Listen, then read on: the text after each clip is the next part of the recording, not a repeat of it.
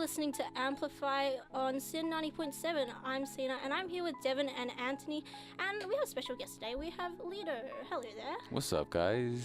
So, yeah, who wants to go first? First question. Well, Anthony, you have your little list of tricks there, so maybe you should Actually, start. no, I have a question. So, Okay, all that. That's cool. Alright, so a while ago, you tweeted something saying you want to release something called Nothing. Yes. And that has been bothering me for a while now because your friend's Twitter account, Things Lido says that it was going to be a country album. It's not a country album. Oh, that okay. it is not. Yeah, my friends tend to mess with me a whole bunch on that account. But I started. Well, I put out an album about a year and a half ago, something like that, called Everything. Yeah. And I've been toying with the idea of having a follow-up project called Nothing. And I don't know exactly what it is. I've written a lot of music for it, but whether or not it will actually ever come out, I'm not sure. I'm a very flip-floppy person, so things tend to change drastically every other day. So we'll see what happens. Out of curiosity, do you think there'll be anything slightly country on it? Let me think if I have any like country samples or anything like that. I don't know. My friend is very good at playing the banjo though. I might put him in the studio. We'll see what happens. That's cool. Also, I heard you're a big fan of R&B. Yes. Apparently the first album you bought with your own money was Usher's album, was that right? Yes. Was it Yeah, The Lion Confessions. Well, the very first one was The Lion King. Oh, yeah, The The Lion very first one, but that was like money I got from my grandma. Yeah. You know what I mean? Like Usher's Confessions. I remember I borrowed money from this from my best friend at the time, who was like an exchange student from Chicago, who was in my town, and I was like, man, I need this album to listen to it, and my parents are not gonna buy it for me. And I was like, I'm gonna borrow some money from you and buy it. That was like the first real purchase that I made, I think. So That's yeah. cool. So, do you think R&B artists have like inspired the way you write music or how you write music? Oh, absolutely, very much so. I think a lot of the choices that R&B artists make, I tend to make in my music as well, and I'm very, very, very influenced by the melodies that they choose as well. Who So would you yeah. say would be your favorite? R&B artists? Yeah. Just making you pick one. That's very tough. I think Usher is definitely up there, just because he was so important in the beginning. I'd say probably. I was gonna say D'Angelo, but a lot of people would probably tell me that that's not R&B, that's neo soul. I guess I'm gonna stick with Usher. Yeah, Usher? let's do that. That's a good one. Cool. Oh, that's easy. Approved. Sure. In your Everything live show, you have a lot of different gear. Mhm. What would you say is your favorite piece? My favorite piece of gear. Well, there's a lot of stuff up on there, and most of those things are things that are in the studio that I bring with me. So I think the thing that is the most fun to me on stage is actually the live drums. Because I never get to play live drums anymore.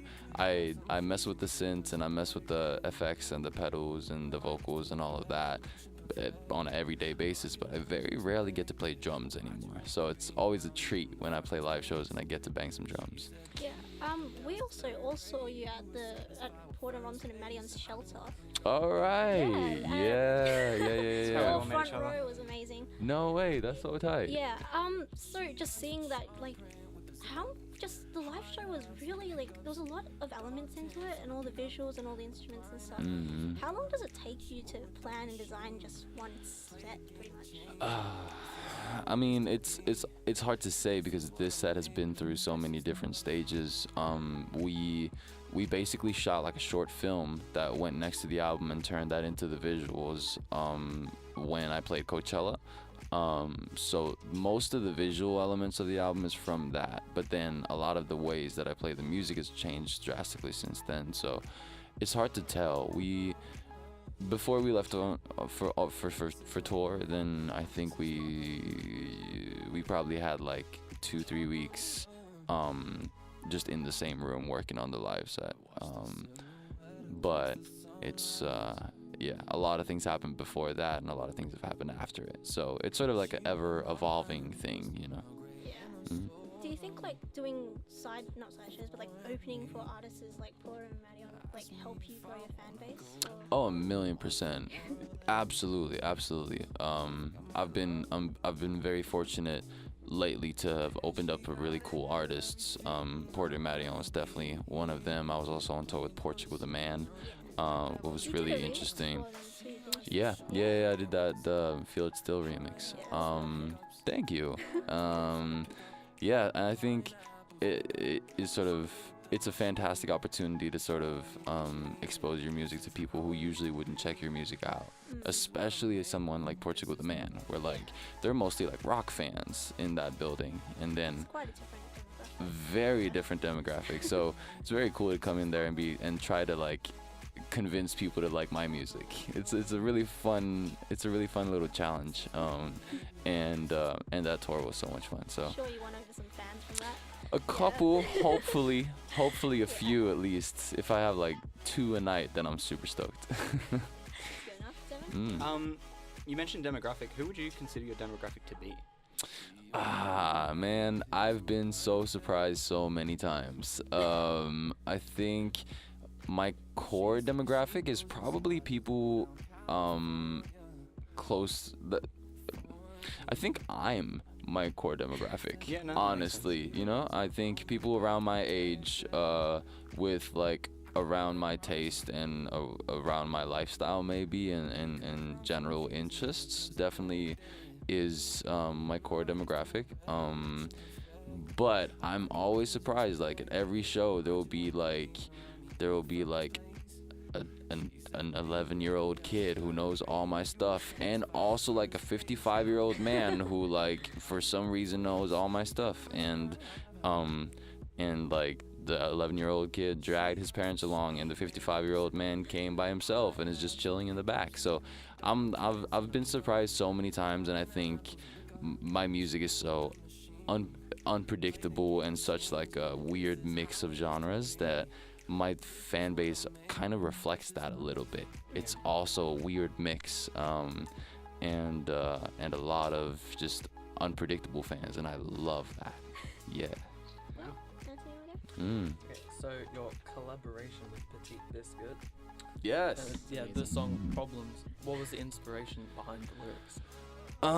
What was the inspiration? That's one of those songs that kind of was just like stream of consciousness for me. I was in Singapore when I wrote most of it, and it was kind of just like you just start writing something and it just happens. I think I recorded most of the vocals as I was coming up with it. So it's hard to tell. I think the song is definitely up for interpretation, but it was sort of a reflection of situations that I've been in and people that I've met after moving to California. That was sort of like the main inspiration behind it, because that song felt so much like California to me, the beat and the vibe of it. It was such a sunny vibe. So I was like, let's see what kind of experiences I've had here and what kind of people I've met, and maybe it'll become a song. So speaking of you like moving to California, you originally were from Norway. Yes. And you moved over. What would you say would be like the biggest cultural difference that you realized? It's hard to say, because I usually say, like, when people are like, oh, how was it growing up in Norway and then moving to California? I say, like, California is pretty much the opposite of Norway in every single way, no matter what you choose. So I think, let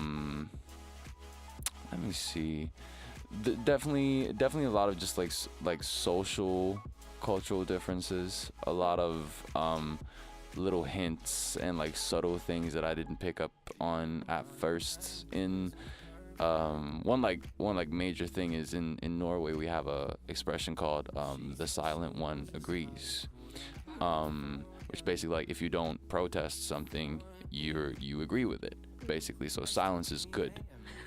In America, silence is very bad. Like, if you don't actively like cheer for something, or if you're not outspoken about something, then that usually means that something is wrong and you don't like it. If you're the silent one in the room, then people are gonna be like, "What's the matter? Why you quiet?"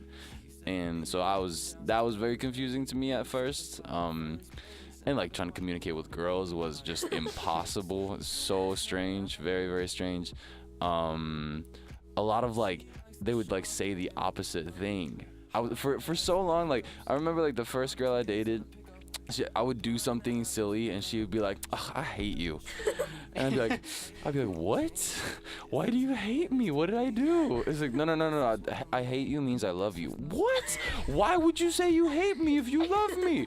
That doesn't make any sense. So a lot of stuff like that was very confusing to me. Yeah. Devon? Oh yeah, I was gonna add on to that. But how do you find? Have you ever noticed how Australian language can be like really like sort of like backhanded? Like you swear at someone, but it means something good. Have you ever experienced that while you're here? Yeah, definitely. I've seen that happen a couple of times. But I was like, I was very well like prepared for that when I came Someone let you know here, before you though. come? Yeah, people were Australia, like, everyone wants you. exactly.